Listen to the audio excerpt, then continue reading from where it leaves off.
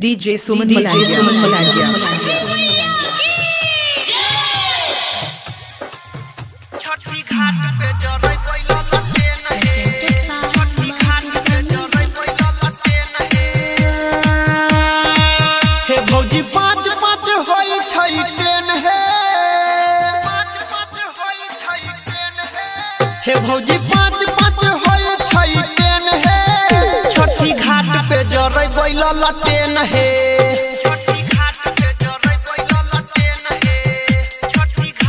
जरई बैला लटेन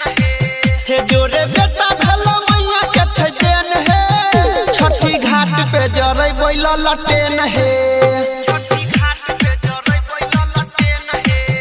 छठी घाट पे जरई बैला लटेन हे बोलो बोलो छठी मैया की जय।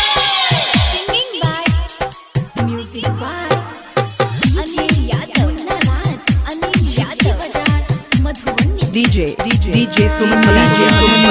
जोरे जोरे नारियल मैया के चढ़ाईबै डीजे बजाबै खूबे घाट के सजाईबै DJ Suman Malangia.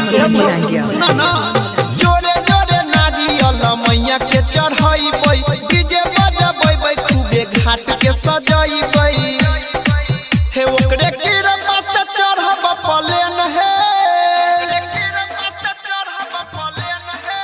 हे ओकरे कृपा से चढ़ब प्लेन हे छठी घाट पे जरई बैला लटेन हे छठी घाट पे जरई बैला लटेन हे छठी घाट पे जरई बैला लटेन हे बोलो बोलो छठी मैया की जय।